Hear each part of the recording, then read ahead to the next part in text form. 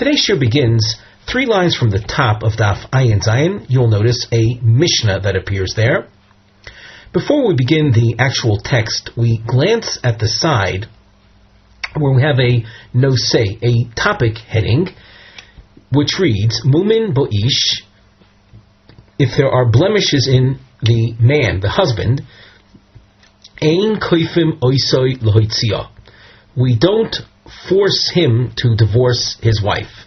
This is in contrast to the sugyas, the sections of Gemara that we've been dealing with recently, where if a woman develops blemishes, so the husband has the option of divorcing her. And of course, if you're dealing with cases of blemishes that were not known to him and only discovered later, so he can divorce her and not even pay the ksuba. There are here shtei deos, 2 opinions. Mumin shahoyu bo lifnei nisuim, mumin shenoldu bo liachar nisuin. Blemishes that were there before the marriage, blemishes that appeared only after their marriage. In another area, machlokes tanoim im yesh lechalek bein mumim ketanim lemumin gedolim. Is there room for making a distinction between large blemishes versus small ones? Now the text. 3rd line from the top. Ho'ish shenoldu bo mumin. A man in whom they're developed. Noldu literally means born. Means they're developed in him blemishes. Ein koifin oisoi lahoitzi. We don't force him to divorce the wife. When is this the case? Bemumin haktanim. When you're dealing with small mumin, insignificant blemishes. Avo bemumin hagadolim koifin oisoi lahotzi. But with large ones, we will force him to divorce her. Rav Yehuda Tani Noldu. Rav Yehuda's version of our Mishnah is as we read it, with the word Noldu. Noldu means they developed after they had married. Chia bar Rav Tani Hoyu. Chia has a different version of the Mishnah than that which is printed above, and that is, Hoyu means they were there. Man Domar Noldu, according to the opinion that says, or learns the Mishnah with the word Noldu, they developed after marriage, and we don't force him to divorce her. Kol Shekain Hoyu, all the more so, blemishes that were there beforehand, before they got married, the Kosavra V'Kibla, she was aware of them, and she accepted him that way. So of course we're not going to force him to divorce her. Man de Omar Hoyu, but he who learns the Mishnah, like Chia Barav's version, that the blemishes referred to are those that were there from beforehand, and the Mishnah says we don't force him to divorce her. Avol Noldu Lo. Not so, though, in the case of blemishes that developed after their marriage. Those were not known to her. How can she be expected to continue living with a man like that? So in that case, we will force him to release her. Tanan. Omer B'Shimon ben Gamliel, Bamed V'Murim. This we saw in our Mishnah. When is the halacha of we don't force? B'mumin ktanim, when you're dealing with insignificant blemishes. Avol b'mumin gedolim kaifin oisei lahoitzi. But when they're large blemishes, so then we will force him to allow her to be released, to give her a get. So that having been cited, we now analyze the 2 opinions in light of this. Bishlamo lamando mar noldu, according to the Rav Yehuda version, like we have it in our Mishnah, that the blemishes featured that we said Ein Koifin Lahotzi, those are the ones that, those are blemishes that developed after their marriage. Hainu Dishani Bein Gedolim Liktanim. On those grounds, Reb Shmuel Gamliel can make a distinction between large ones, intolerable ones, versus the insignificant ones. So that, meaning what? That when the Tanakama spoke about we don't force a divorce, Reb Shmuel will say, yes, that's true, we don't force a divorce on those newly arisen small mumin, but the newly arisen large mumin, we can force him to divorce her. Elolaman de Omar Hoyu, but according to the Chia Barav version, that the mumin mentioned by the Tanakama were mumin that were there all the time, mali gedolim, mali ketanim, hasavra v'kibla. What distinction is there to be made between large ones where you would say we force versus small ones where we would not force? She saw the large ones also. They were there all the time. So why would Rav Shimon Gamliel say that regarding large mumin that were there all the time, would we would force him to divorce her? The Gemara answers there is logic to that, and it's as follows. True, they were there from before the marriage. However, Kesubos hi shecholu lekabel, she thought she would be able to manage living with a husband with those types of large blemishes. But as time went on, she can no longer bear it. She can't manage it anymore. She can't tolerate it anymore. And that's a reasonable claim on her part, and hence we will insist, if she so desires, of course, that the husband divorce her. Now we have a Mishnah. V'elu heim mumin gedolim. What are the mumin gedolim? Pirush Shum Leo Kigon Nismis Eino Nikto Yodo V'nishbura Raglo. Examples of large, of significant blemishes would be his eye is blinded, his leg is amputated, or his arm is broken. Itmar Rabbi Abo Bar Yankiv Omer Rabbi Yochanan Halacha K'Shemim Leo. Rava Omar Rav Nachman Halacha K'Divrei Chachamim. Now, in ruling like Rav Shimon Gamliel, that means a distinction will be made between the large mumin and the small ones. Ruling like the Chachamim says that under all circumstances, or under no circumstances, will we force her to divorce based on mumin. The Gemara asks, "Mi Omer Rabbi Yochanan Hachi?" Would Rabbi Yochanan have paskened that the halacha is like Rav Shimon Gamliel, specifically over here? Meaning, here we'd paskin like him, leaving room to think that in other areas we wouldn't paskin, we wouldn't rule like him. Again, we quote Rabbi Yochanan, wherever Rav Shimon Gamliel appears in the Mishnah, halacha kemoso, we will follow him. Chutz, and now here there are three halachas that are referred to by individual phrases or words that we won't elaborate on, but just be aware that throughout the Shas, there are three areas where Rav Shimon Gamliel says something, and Rabbi Yochanan would not paskin like him. Chutz me orev v'tzidon v'ray achrona. So just let's go over the point again. Reb Abba quotes Rabbi Yochanan as saying that the halacha is Rav Shimon Gamliel. That leaves us with the impression that Rabbi Yochanan paskins here like Rabbi Shimon Gamliel. But in other places, he wouldn't paskin like him. And yet you have this other quote of Rabbi Yochanan, who says, well, wherever Rabbi Shimon Gamliel appears in the Mishnah, we will paskin like him, with three exceptions. So the Gemara explains, Amoroi ninhu valiba Rabbi Yochanan. What we have here is a machlokas amoroyim as to what Rabbi Yochanan really said. So according to Rabbi Barchana, Rabbi Yochanan made a sweeping statement to always paskin like Rabbi Shimon Gamliel when he appears in Mishnayos. According to Rabbi Abba, Rabbi Yochanan didn't make such a sweeping statement. V'elu shekoifen oisoi lahotzi. Regarding the following, we will force him to divorce the wife if she should so desire. On the side of the Gemara, we have a topic heading, Mumin shel Baal shekoifen lahotzi. Blemishes, or we'll say problems, in a man, in a husband, that would be grounds for a forced divorce, where we would insist on the husband divorcing her. Just parenthetically, when we say a forced divorce, one should realize that when a man actually gives the divorce document to the woman, he has to do so willingly. He cannot do so against his will. There has to be an expression of willingness on his part at the actual time of giving the divorce document. But what we're referring to here is the idea of the courts, of the rabbis pressuring him into it, putting him into a position where he'll feel that he'll have to give it. But at the moment that he gives the divorce document, that he has to do so willingly. So we continue here. The Mishnah says, the elu shekayfen oisei, based on the following, in other words, if the following occur or appear, we will force him to divorce her. Mukeshchin. We should point out that the most of these terms, the terms that will appear in the Mishnah, will be explained later in the Gemara.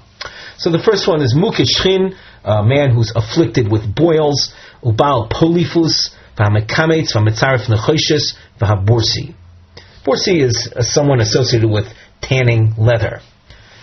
Bein shehoyu ad shelo nisu, whether they were there from before they got married. Bein mishenisu noldu, or whether they appeared after they got married. Even if they were there ahead of time, we can force him to divorce her, and we cannot claim that, well, didn't she know what she was getting into from the outset? V'al kulon Amar Rabbi Meir. Regarding all of these, Rabbi Meir said, Afapi shehisna imo yechola hi shetomar, even though she had made a condition with him that she will stick it out, though she knows that he has or he's involved with these things. Yechola hi shetomar, she can say, Savura ha'isishani yechola lekabel, v'achshav eini yechola lekabel. I thought I would be able to manage living with you with these things, and now I realize I cannot. V'chachomim omrim mekabelas hi al korcha. She has to accept the situation. Chutz mimukeshchin. Now, the Chacham say that she has to accept the situation. Of course, if she knew ahead of time that this is what he was, so she has to accept it. Chutz mimukeshchin mipnei shem mimaksoi. With the exception of a husband that's afflicted with boils, there the contact between man and wife, the intimacy, will result in his flesh being, let's say, eaten away. Rashi explains Memakso Loshon Hamek Besoro, the pasuk in Zechariah, and there the Meforshim on Hamek say Nomes. Nomes means the flesh gets melted away. Maisa B'Tzidon, the Bursi Echod Shemes, there was an incident in Tzidon, a name of a place, where there was a leather tanner that died, V'hoyo lo ach Bursi, and he had a brother, and here we're dealing with a situation of Yibum, where the first husband left no children, and there is a widow, and he has a brother that's also a tanner. We might point out that a person involved in where they say the occupation or the process of tanning involves very foul odors. So there's a surviving brother, also a tanner. Omru Chachomim. The Chachamim say Yechilu hi shetomar, the widow, who's now a Yavoma, she can say, regarding my marriage to your brother, I was able to stick it out, I was able to handle it. But you, I can't accept it. In other words, we can add a dimension of interpretation. There was some very special, qualities about her first husband that enabled her to overlook his being a tanner and survive that particular problem, but those qualities that were in the husband aren't present in his brother, and so she's confronted with the fact that he's a bursi, and that is a legitimate claim on her part, and therefore the rabbis would then insist that the brother-in-law participates in the chalitza ceremony, thereby releasing her to marry whomever she wants. The Mishnah mentioned, amongst other things, Baal Polyphus. The Gemara asks, my Baal Polyphus. On the side, by way of introduction to this section of Gemara, we simply note Pirush Hamumim Shenizkru b'Mishnah. Here the Gemara, in the upcoming lines, will be dealing with explaining the different terms mentioned in the Mishnah. So what is a Baal Polyphus? Omar Rav Yehuda, Omar Shmuel. Reach HaChoitem. it's a foul smell coming from his nose. B'masnisa tana reach hapeh. In a Tanaic source, it's taught that it's bad breath. Rav Asi masni ibcha. If you notice, we had a Roman numeral number 1, and now we have a Roman numeral number 2, a second version of Shmuel and the Masnisa. Then Rav Asi has it taught, masni ibcha means he has it taught in an opposite fashion, where Shmuel talks about reach hapeh. Shmuel defines polyphus as reach hapeh, and the Masnisa as reach hachotem. Umonach ba simona, and Rav Asi, in trying to enable you to remember his version, he gives you a mnemonic, and that is Shmuel lo posik pume mikule pirkin. Literally means that Shmuel doesn't stop his speech, his talking, his commenting. Pume literally means his mouth. Shmuel doesn't stop talking throughout the whole perek. In other words, Shmuel appears in many sugyas throughout this perek. What's the point of this mnemonic? That is, Shmuel is associated with peh, reach hapeh, and that's Rav Asi's version. That Shmuel is the one that interpreted Baal Polyphus as reach hapeh. V'hamekametz, my mekametz. What is meant by that? Omar Rav Yehuda zeh hamekabetz tzoas klovim. This is someone whose occupation is to gather dog dung. Meisvei. We have a source that says mekametz zeh bursi. So bursi means a tanner, not a collector of dog feces. Ulatamech. So the Rav Yehuda responds to the questioner and says, according to you that are asking on me from that source, tikshi loch masnisen. The Mishnah itself should be difficult. If you're saying that mekametz is bursi, well, the Mishnah says hamekametz v'amitzaref nechoshes vehabursi. Now, if you look at the dashed underlining, you see that mekametz then is obviously something different than bursi. So the questioner of Rav Yehuda has to deal with this problem. The Gemara says, Bishlam masnisin lo kashya. The Mishnah is not a quote, is not a problem for the brisa that was cited as a question of Rav Yehuda. Kan bebursi gadol. The Mishnah, when it speaks about a bursi, is referring to a large bursi. Kan bebursi katan. The brisa, when it says that a mekametz is a bursi, that's a reference to a small bursi. So that in the Mishnah, reference is made to both kinds of tanners. A large operation, that's the bursi. The mekametz is a small tanning operation. Elo the Rav Yehuda kashya. But according to Rav Yehuda, who said that a mekametz is a bursi, that is a mekabetz soas klovim, according to Rav Yehuda, we don't see mekametz in Tanaic sources associated with soas klovim. The Gemara responds, Tanoihi. As far as what a mekametz is, that itself is a machlokes tanoim. And Rav Yehuda, who's an Amora, will find someone to base his opinion on. The source says, mekametz ze bursi, v'yesh omrim ze ha-mekametz tzoyas klovim. So the yesh omrim opinion, that is a Tanaic source upon whom Rav Yehuda the Amora can be based. V'ha-metzaref nechoshes v'ha-bursi, my metzaref nechoshes, Rav Ashi Omar Hashli Dudi. We take a look at Rashi.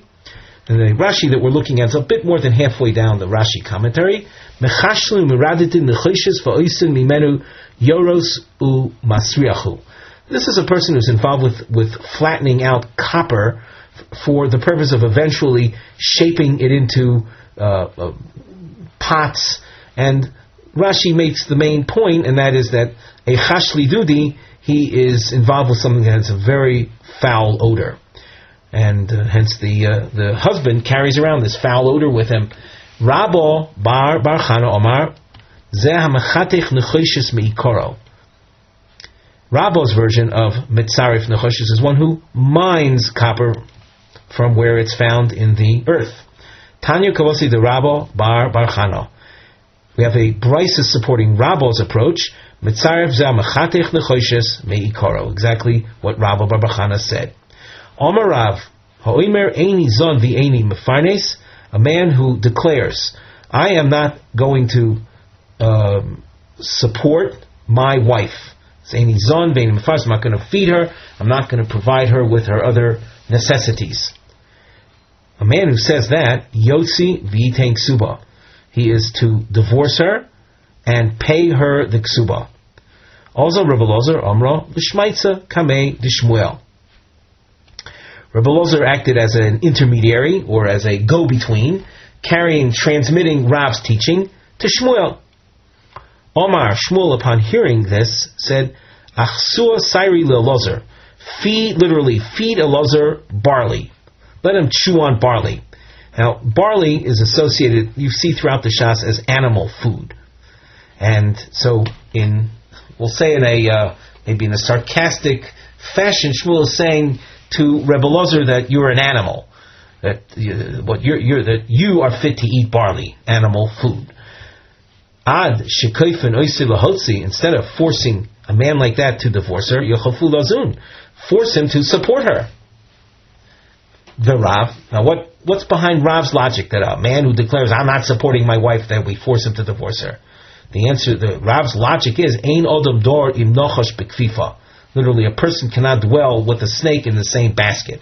Here you've got a husband that's expressed his antagonism, we'll say, to his wife in the form of I'm not going to support you anymore. How do you expect her to live with a man like that?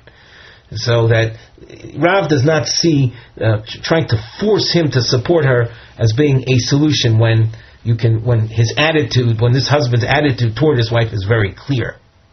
Kisolik Rabbi Zera Ashkechei leRabbi Binyamin Bar Yefes.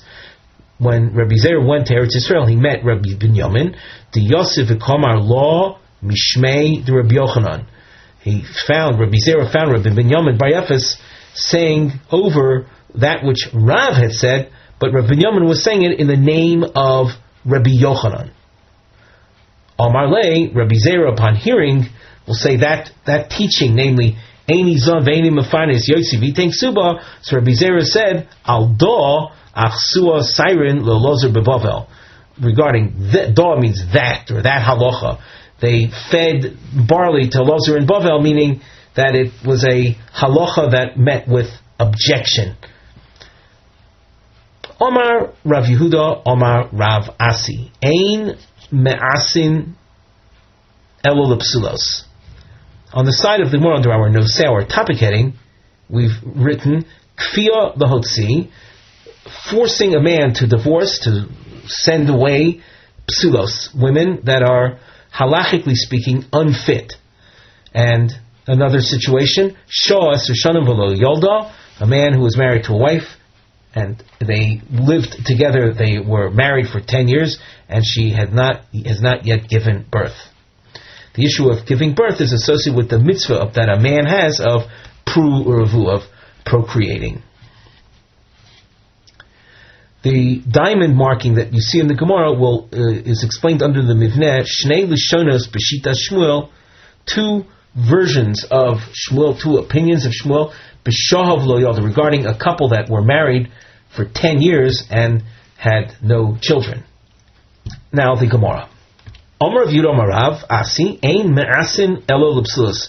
This we read already, but it means we don't force a man to divorce his wife, with the exception of the case of a man married to a woman who is halachically forbidden for him to be married to.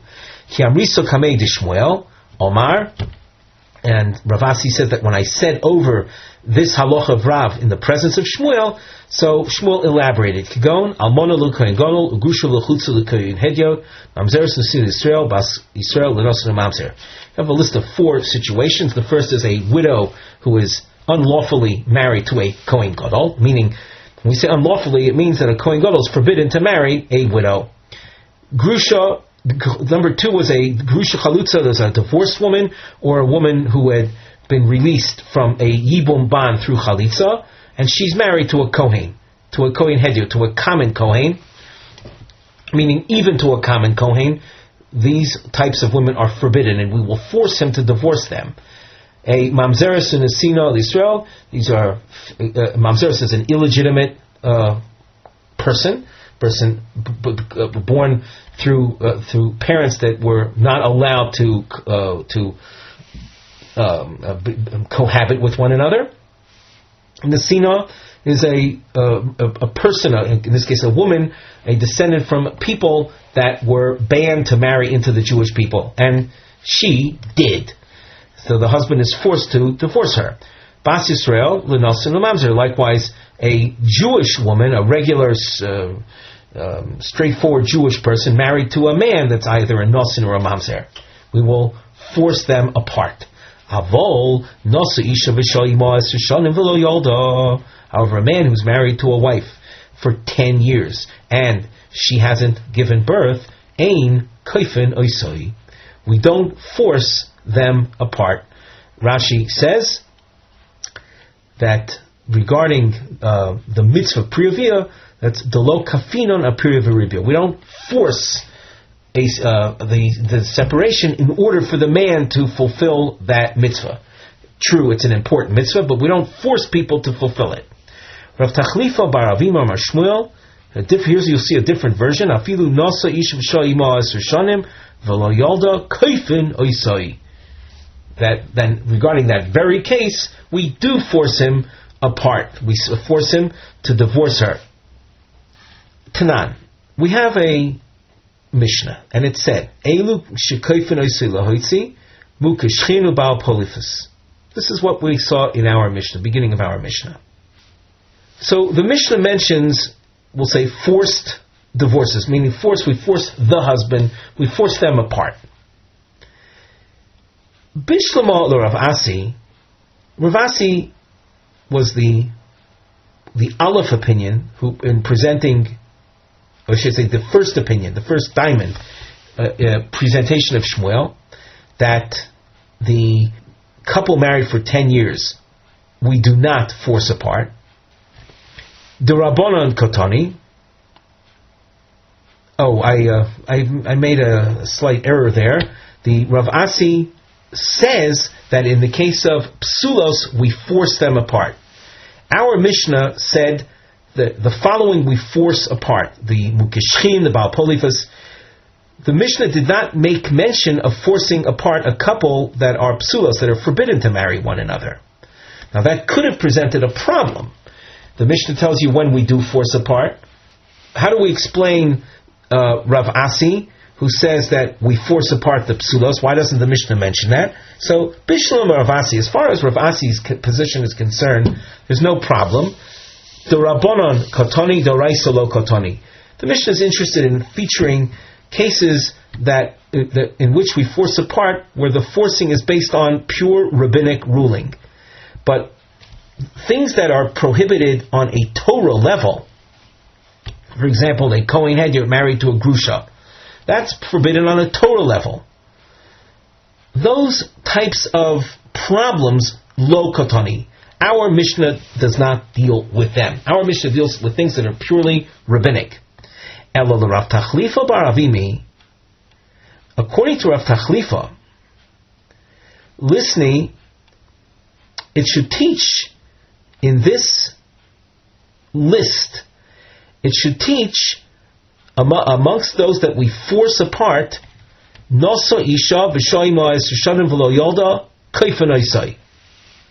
You see, according to Rav Asi, the issue of the shoimo, there's no forcing to begin with. So of course it doesn't belong in our Mishnah. Our Mishnah deals with in cases that we do force. But according to Rav Tachlifa, why isn't the case of Nosa Isha V'Shoyim Esrushan V'Lo Yolda, why is that not taught in the list of people that we force apart?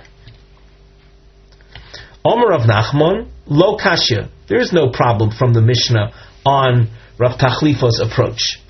Ha B'mili, Ha B'shoti. It's true that we will force apart the couple that did not bear children. Force apart in the hopes of the husband marrying someone else and bearing children.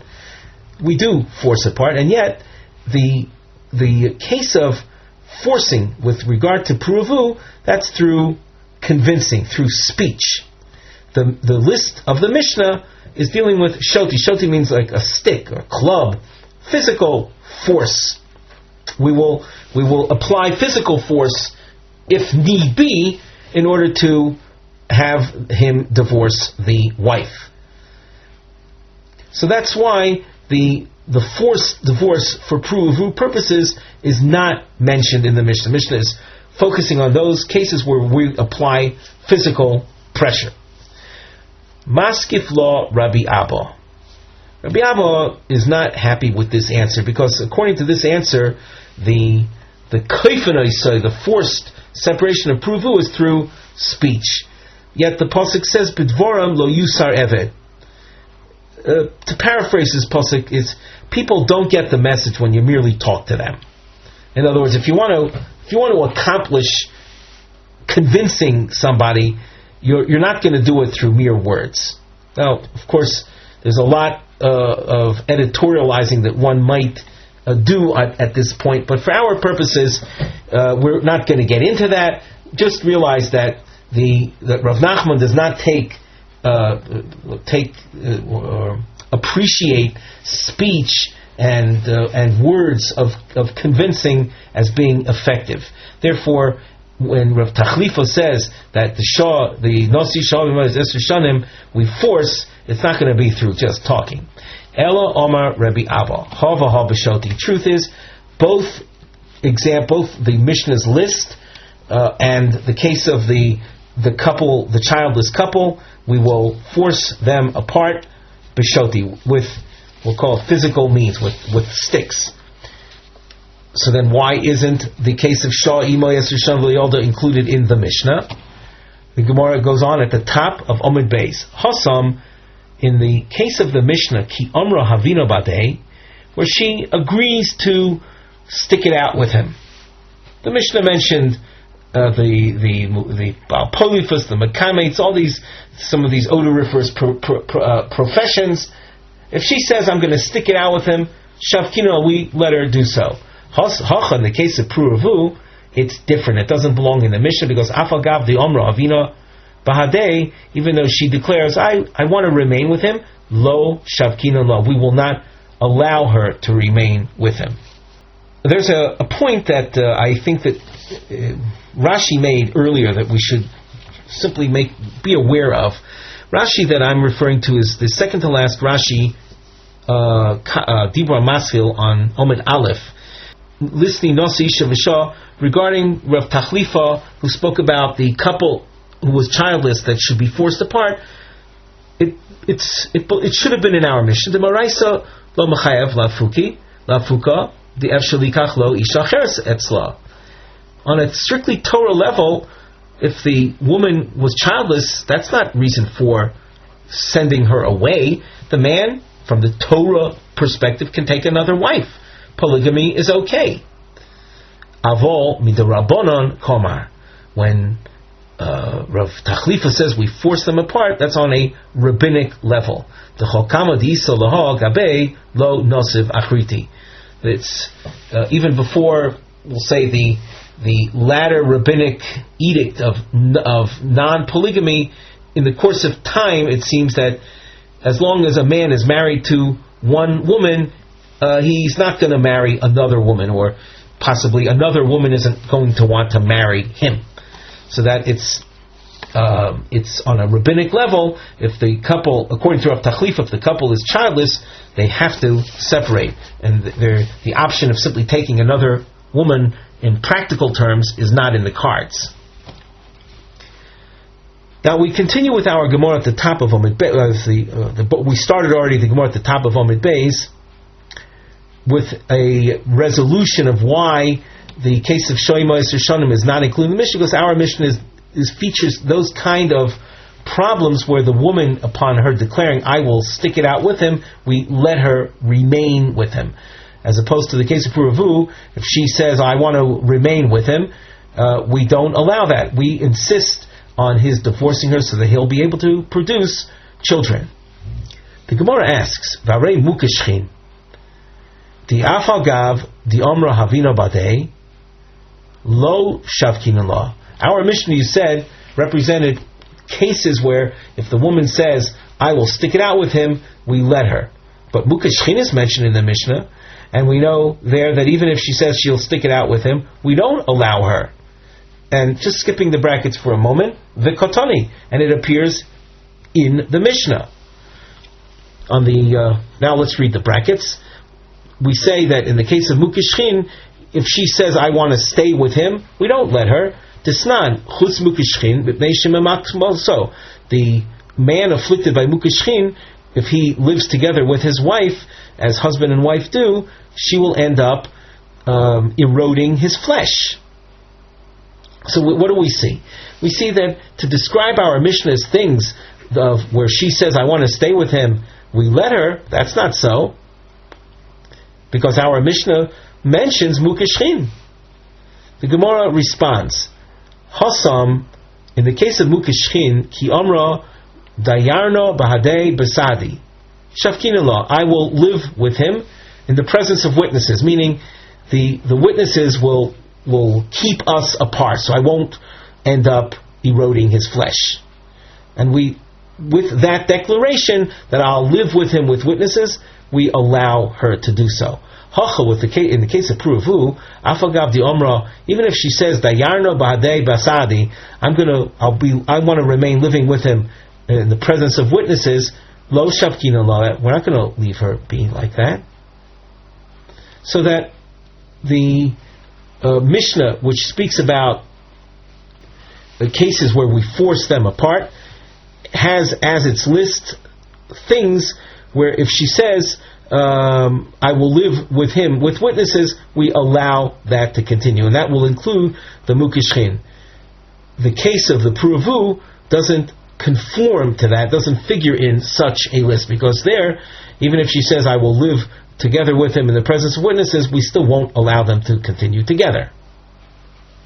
Tanya, Omar Rabbi Yossi, Sachli Zokin Echad Me'at Yerushalayim. Rabbi Yossi tells us that I was once told by an elderly man in Jerusalem, Eser v'arba mukeshchin, hey, there are 24 different types of mukeshchin.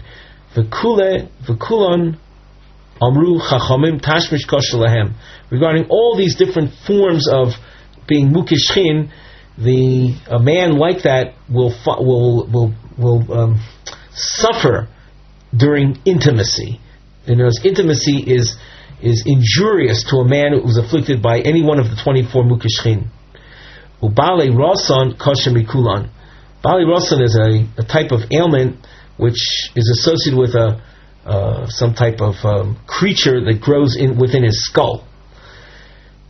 And that it's one of the types of Bali Rasan, and that's the worst of all.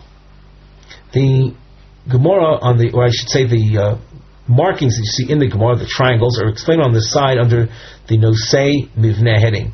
So the triangles introduce Protim al Mukeshchin, details regarding this ailment or affliction of being a Mukeshchin, afflicted by Shchin. Shchin often is translated as boils, but we don't have to commit ourselves to a translation. The Gemara asks, Mimai Have? From what does it come? Tisanya, Heikiz Dam V'Shimesh, a man who experiences bloodletting, one of the Talmudic remedy procedures, and after Hakosas Dam, he has intimacy with his wife and impregnates her. Havyon lo bonim v'sikin, he'll have weak children. Heikizu Shneim, if the man and wife had Hakosas Hadam, had bloodletting done to them, and then had intimacy, V'Shimshu, had intimacy, Havyon lo bonim bale rosan, and we dashed on bale rosan. That's the reason this is quoted. We asked, what does it come from? So we explained, bale rosan will come about through a couple, man and wife, that had bloodletting, and then the woman was impregnated. Omar Rav Papa lo amoran el zolotoi midi. The description of bale rosan coming from the couple that had hakosas dam, that will be if they didn't eat anything. Avotoya midi less lanba. If after bloodletting they ate something and then had intimacy, that would not be any problem. My simone, how does one recognize someone who's afflicted by this? Answer: Dolfon ene v'daive nechire v'ise le riro mipume. All kinds of emissions come from different orifices. His eyes will drip. His nechire, his nose will be also liquidy, fluidy, and some type of saliva or slime will drip forth from his mouth. So if you see these phenomena on an individual, you will know that he has been afflicted. V'ramu didvi iluya, and finally, flies are always swarming about him. Umaya sute, what is the suggested remedy? Amar Abaye. So now we have a number of lines. We call this a long point. It's all dedicated to the remedy of someone afflicted with this ailment called being a Baalei Rasan. We're going to describe something here very dramatic. Apparently, this Baalei Rasan is associated with some type of worm or creature that grows within one's skull, above the brain's membrane. So, what is the solution? Umayasute Omra Abaye. So here there's a list of ingredients right now: pila, veludna, girda de goiza, vegirda de ashpa, vekolo malka, umasla didiko sumka. Those are the ingredients. How to translate them? Rashi, you'll see from time to time, gives a French translation. Philo is a type of grass. Ludna, we don't have. Rashi gives a French word for ludna, and girda de agoze is the bark of a nut tree, and girda de ashpa. There's another girsa de ashkefa. It's that which you would scrape off from skins in preparing skins for whatever use you want. So there's the material that's scraped off of that. That's called the girda de ashpa. Kolo malka is a type of plant called a chavatzeles, and maskla de dikla sumka. Rashi explains that on the third narrow line, shomer sheyesh lahem litmorim bekatnusan ke'ein sheyesh legozim bektanim. It's some type of peel that dates have when they are unripe, when they're small yet, similar to some type of covering or shell or peel that nuts have when they're still underdeveloped. So that's the maschala de dikla sumka. All these ingredients mentioned, v'shalik lu b'adi adadi, then they're all boiled together. Umayel le lebase de shisha. Then we take the patient to a base of the shisha. This is literally a marble walled structure, a room or a building. The main thing is that it's a place that there's no breeze, there's no wind that's felt there. The ilo ika base of the shisha. And if you don't have access, you don't have available a base of the shisha, there's an alternative. Mayole lebesa de shev livni varicha. He's brought into a room that has walls that are 7.5 bricks in thickness. Now each brick was 3 tvachim, so it's 7 times 3 is 21, plus a half is 1.5, so it'd be 22.5 bricks thick. V'notil le tlas mea kosi al reshe, and then they spill from this the brew that we made reference to just before. They spill 300 cups of this on his head, ad de rafia arisa de moche, until his skull becomes soft, and with the skull being soft, so it's easy to cut into it. V'kora lemoche, and the skull is torn open, and at that point you will notice the sherets, this either worm or other insect-like creature, and it has to be removed. But one thing's for sure: you can't just grab the body of this insect and take it out, because what happens is it when it feels pressure being applied to its body, it automatically clenches its feet, and it'll be clenching its feet on the fellow's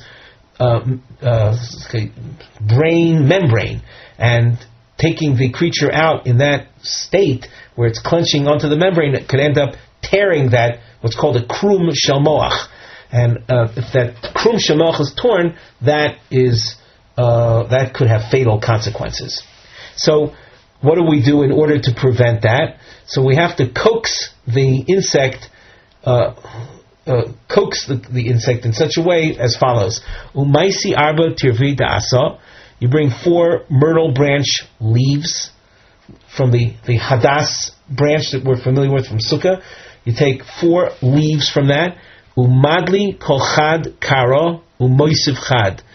And you say coax the creature to lift its leg on, its own leg and place it down on the leaf, so that you'll have, in effect, the 4 insect legs are placed each one on a separate myrtle leaf.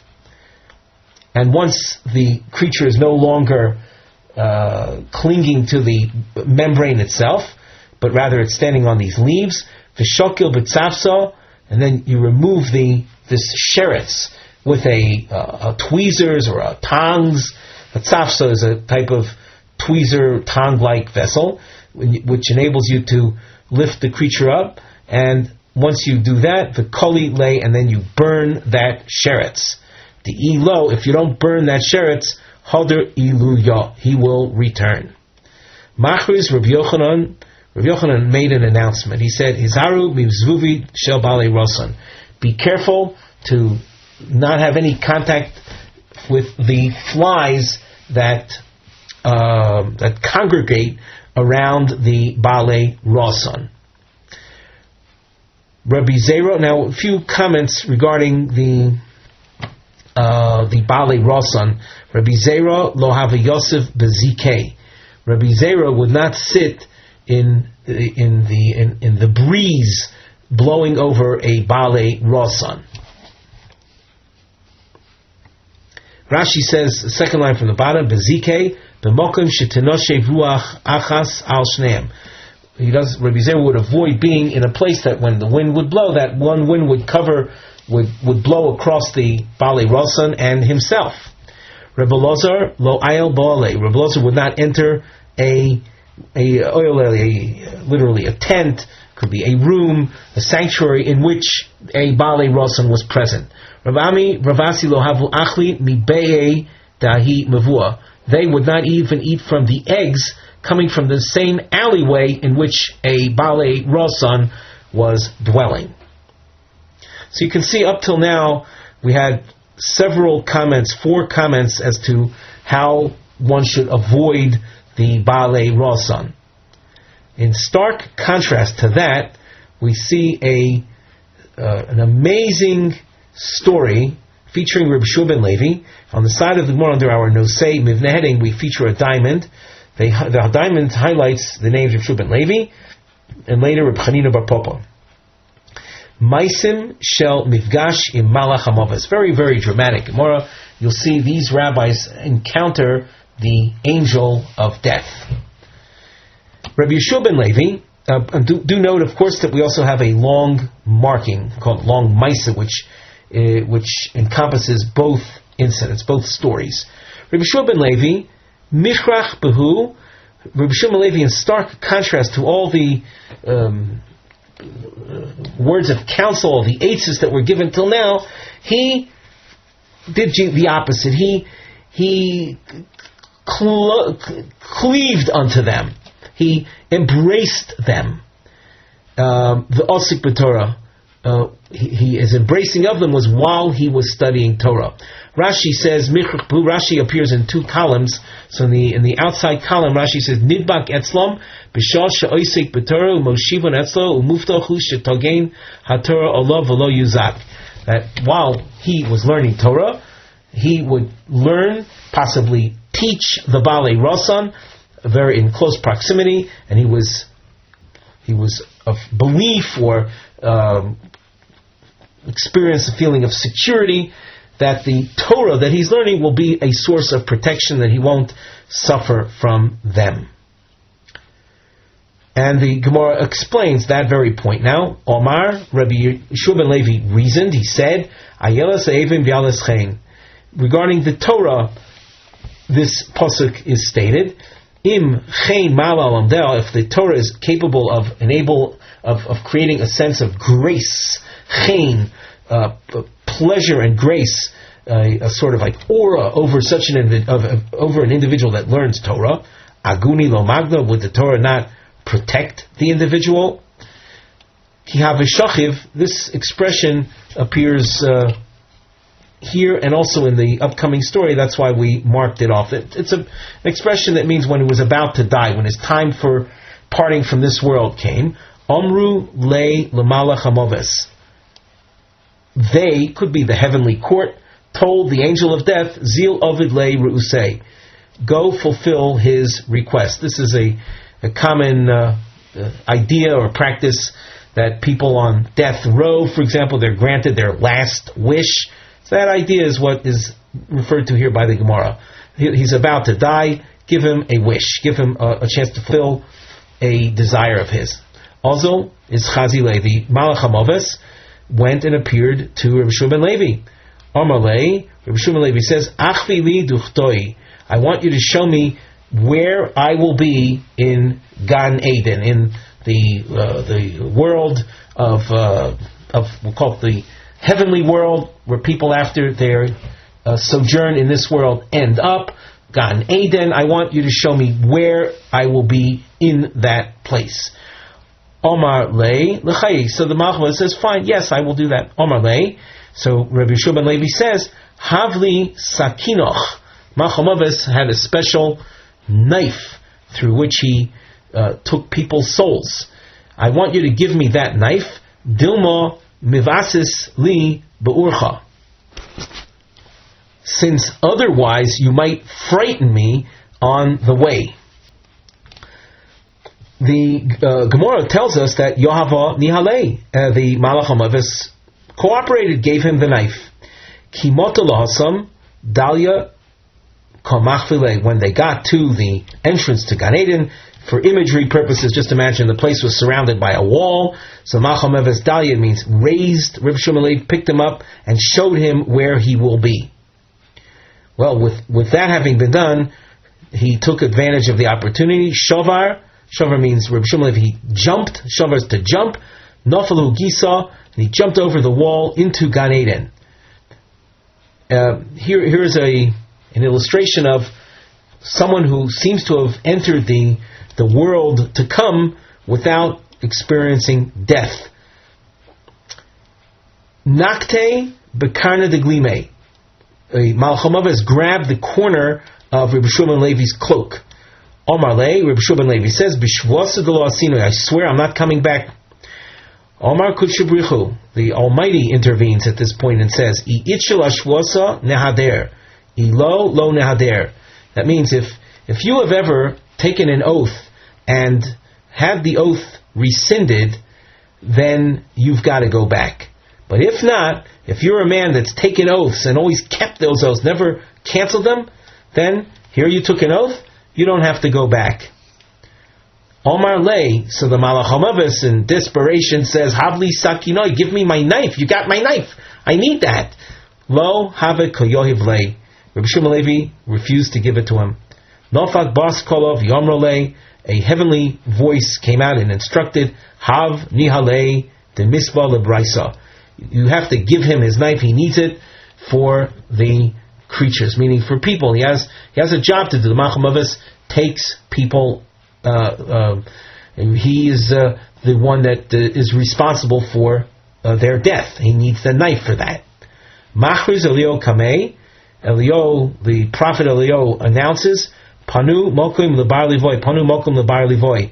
Make room for bar livoy. It's Ben Levi. It's Rabbi Yeshua ben Levi. Make room for Rabbi Yeshua ben Levi. Ozal Ashkechei Rabbi Shimon ben Yochai, Dav Yosef al Tlas Oser Taktiki Pisa.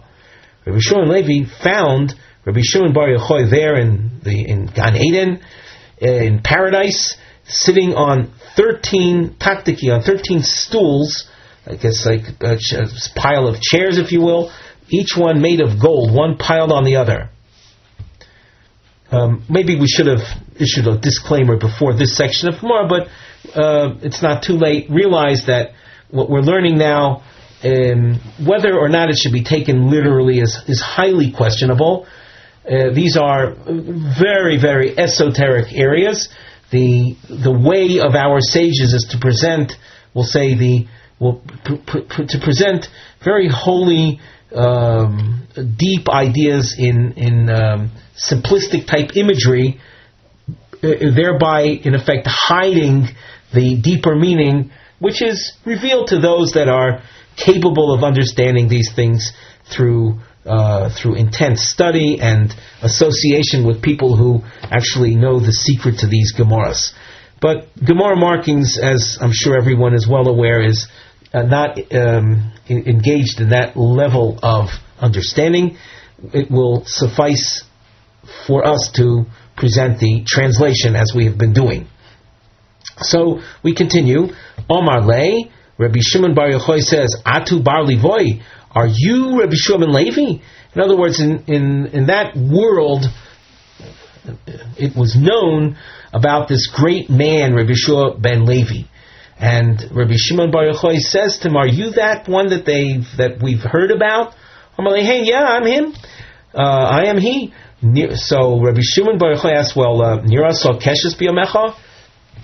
Throughout your lifetime, was a rainbow ever seen?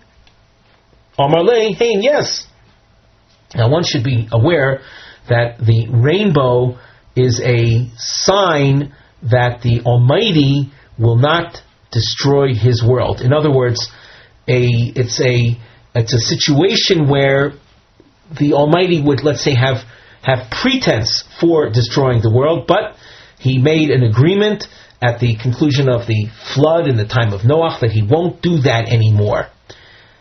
And Rabbi Shimon Bar Yochai asks him, in your time was a rainbow visible? And he says, yes. Well then, Im Kain Iyata Bar Levoy. Rabbi Shimon Bar Yochai says back then, you're not Rabbi Shua ben Levi.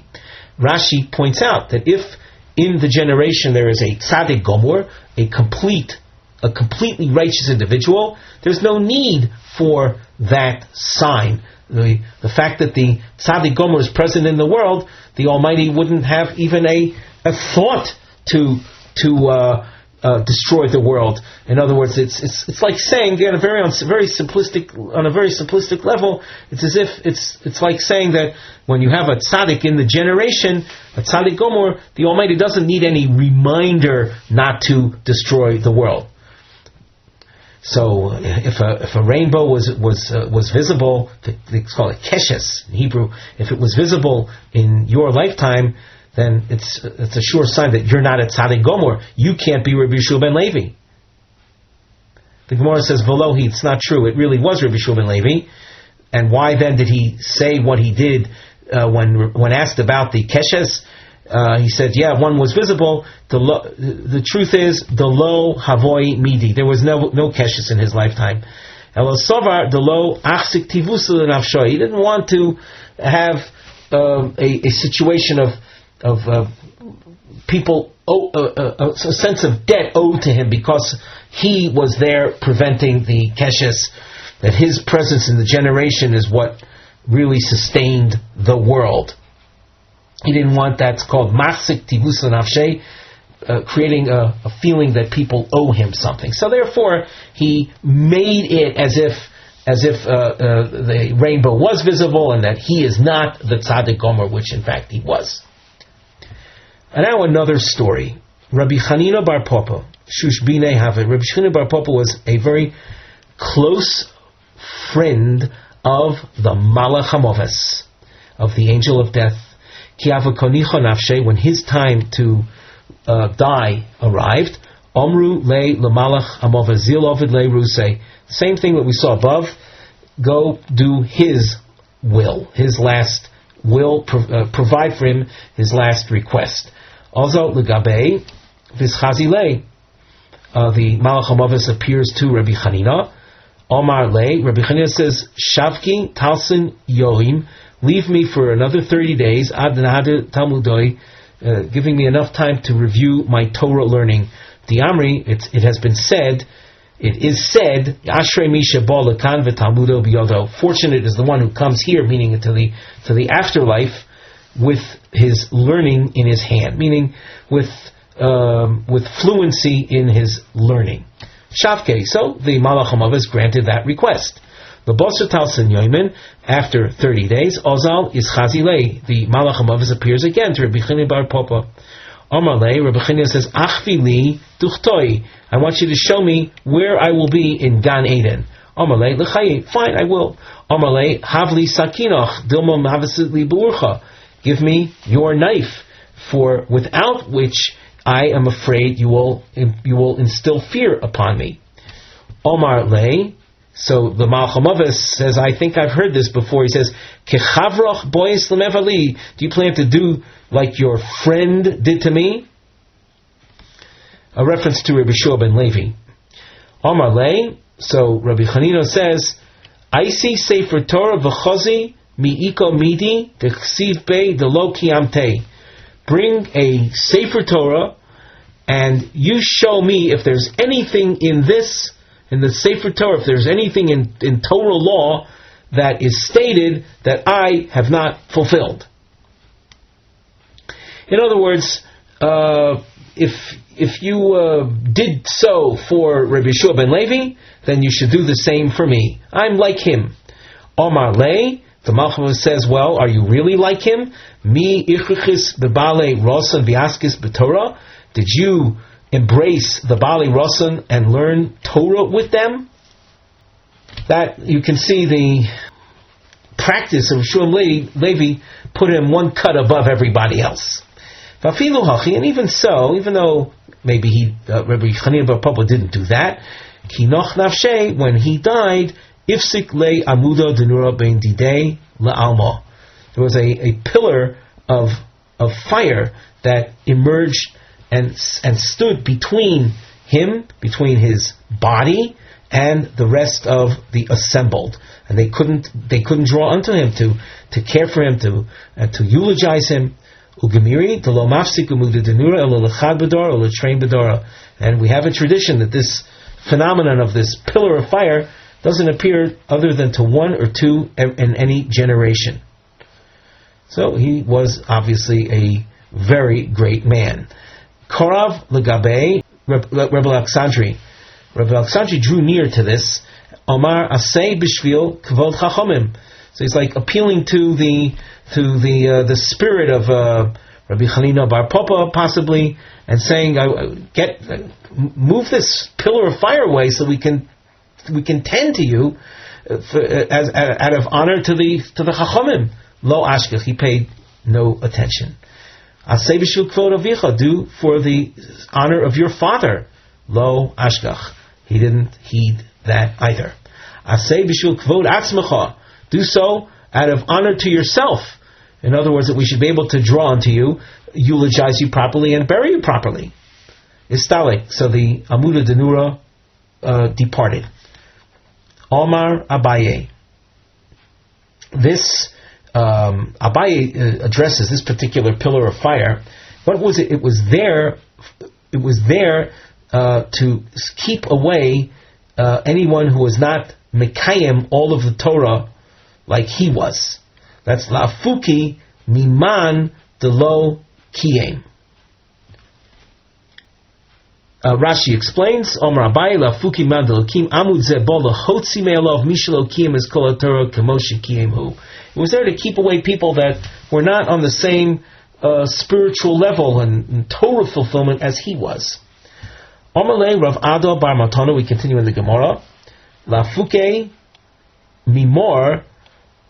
Rav Ada says to Abaye, he says, that pillar is there to keep you away. Delo isle Michaeligre. You don't have a proper fence that the Torah requires around one's roof, one's flat roof. Without a fence around it is actually quite dangerous. People could fall off, and you don't fulfill that. Velo Hilima says that's not true. Me'avahava. Abaye had a fence around his roof as the Torah requires.